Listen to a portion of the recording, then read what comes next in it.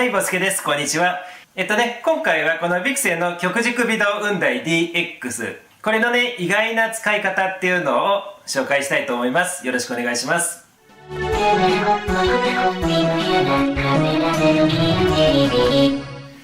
うのも実はね、別に全然意外じゃないんですけれど、雲台っていう名前なので、やっぱりね、雲台として使えるっていうことなんですね。結構ね、この手のポタ石をね、乗せるための微動雲台って、あまりね、回転しなかったり、あまりね、角度が得られなかったりすると思うんですけれど、このね、微動雲台実はね、360度回転しますし、仰角もね、90度まで上げることができますので、そしてね、この大きな図体ですよね。ですので、普通にね、雲台として使えるんじゃないかなと思ってね、カメラをね、つけてみたら、意外とね、普通に使えるじゃんと思って、今回紹介させていただくということです。ただね、ここ見ていただければわかる通り、ここはね、アルカンスイスの五感のね、台座になってますので、カメラ側にもアルカンスイスのね、このようなね、プレートをね、つけないといけないです。もしね、そういったものが今ないよっていう場合はね、この極軸微動雲台についていたこの L 字アングルのこっち側を使ってね、カメラに取り付けることができます。ここにね、ちょうど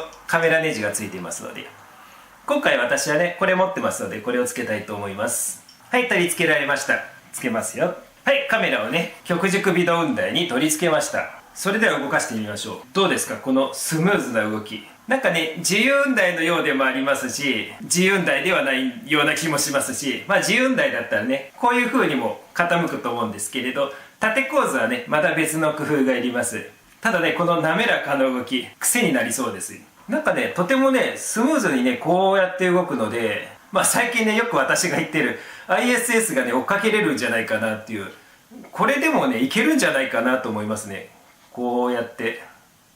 ほらほらほら、なんとなくいけそうじゃないですか。あれってね、フリーハンドでやるんですもんね。安い雲台だとね、こう、カクカクカクカクって動いてね、なかなかね、動かしにくいと思うんですけれど、このね、極軸微動雲台だったらね、こうスーッといきますので、むっちゃね、楽そうですね。というわけでね、普通のカメラ雲台にね、使えるんじゃないかなっていう、今回のね、趣旨の動画なんですけれど、やっぱりね、雲台として使うには、縦構図もね、できなきゃいけないので、この状態だとね、残念ながら縦構図ができないんですよ。で、そんな時におすすめなのがこれ。これね、UTE ビット、ウテビットって読むのかもしれないですけれど、一回紹介したことあるかな。これね、アルカスイスのね、回転台座なんですよ。これをこうやって取り付けます。でね、この状態だったらね、もちろん横構図もいけますし、こんな感じでね、ちょっとね、また一段高くなってしまいましたが、先ほどと同じ要領で横構図いけますし、縦構図にするときもね、まずはこれを取って、この L 字アングルを使って、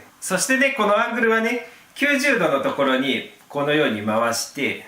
ロックして、で、こうすればね、縦アングルでも使えます。こんな感じでね。でもちろんね L 字アングルなのでこうすればねすぐに横アングルに戻すこともできますね。このねアングルプレートがついてるのでこのね回転台座さえね用意すればねあとはこのようにね普通に雲台のように使えるってわけですね。このね雲台がしっかりしてますのでね多少ねバランスが崩れたところで結構ね締め付け力がね高いんですね。トルクがしっかりとね固定できます。ほらこんな角度でも全然ね大丈夫。結構ねこれペンタックスの K1 っていうね重いカメラにね重いレンズがついてますがいかがでしょうか。なんとなくねビクセンの極軸微動雲台ってポラリエ用にね売ってるかと思われるんですけれどね、それ以外のね使い道もね結構ありそうですね。こうやって遊んでみるとぜひこれにね 300mm 以上のね望遠レンズを乗っけて ISS を追っかけてみてはいかがでしょうか。本当にねスムーズに動きます。笑えるほどスムーズに動きますので。はい、ということでね短い動画ですがいかがでしたでしょうか。